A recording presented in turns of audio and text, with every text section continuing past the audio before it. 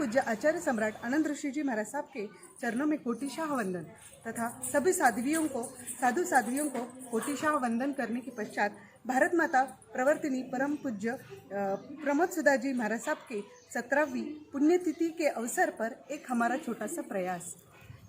12 अक्टूबर 1930 विजयादशमी के दिन विजया का चोपड़ा कुल में घुंड नदी के पावन भूमि में जन्म हुआ। पुण्य से प्रकाशमान सुकोमल बालिका महान होने के लिए ही धरती पर अवतरित हुई थी।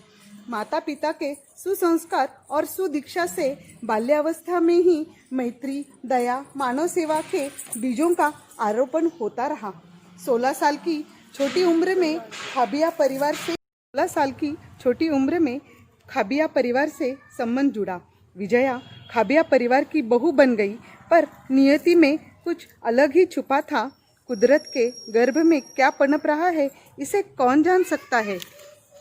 विजया संसार के बंधनों में बंधने के लिए जन्मी ही नहीं थी। अवधि में ही सर पर वैधव्य की काली छाया मंडरा गई। कर्मों की भीड़ कम करने के लिए जन्म लेने वाली विजया के मन पर इस बात का गहरा असर हुआ। यही निमित्त विजया के जीवन में टर्निंग पॉइंट बन गया। माली किसी फूलों को खिलाता नहीं, वह सिर्फ पानी देता है, खाद देता है, मौका देता है। जब समय पकेगा, वसंत खिलेगा, तब फूल के भीतर ही वह क्षमता आ जाती है। का जीवन इसी प्रकार चल रहा था। सुखलाल जी खाबिया विजया के जेठ जी, इन्होंने क्रांतिकारी कदम उठाया। विजया को संसार के कीचड़ से निकालकर कमल बनने हेतु पूर्ण सहयोग दिया। समता सागर परम पूज्य विनय कंवर जी महाराज साहब एवं विश्व संत गुरु जी उज्ज्वल कंवर जी महाराज साहब के चरणों में विजया को सौंप दिया। संसार के महादुखों का इलाज त्याग, वैराग्य एवं संयम है। सुख का राजमार्ग मिलने पर कौन दुख की गलियारी भटकना चाहेगा। विजया राजमार्ग पर चलने उद्यत बनी। उसकी पढ़ाई प्रारंभ हो गई। वैराग्य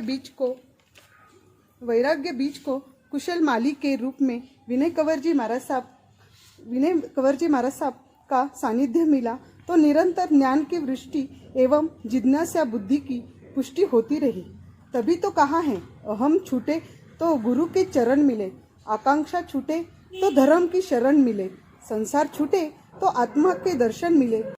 आज्ञा प्राप्त करने के बाद जिसकी प्रतीक्षा थी, वह धन्य दिन आ गया। वह घड़ी आ गई जो जीवन की तमाम घड़ियों को स्वघर ले जाए। पौषवदी अष्टमी की धन्य तिथि 13 जनवरी 1950 का पावन दिन। दूसरे प्रहर की मंगल बेला घुंड नदी की पावन धरा पर सादगी के साथ बिना कुछ आमंत्रण के न मंडप, न वरघोड़ा, न भावा, न संगीत, न थाट, न बाट, न धूम धड़ाका, अपने घर से वेश परिवर्तन करके धर्म स्थानक में करेमी भंते का मंत्र सुनकर विजया ने जीवन का तंत्र ही बदल दिया। दीक्षा पाठ सुनते ही विजया साध्वी प्रमोद सुधा जी महाराज साहब के नाम से घोषित हो गई। नव दीक्षिता प्रमोद सुधा जी महाराज साहब की जय।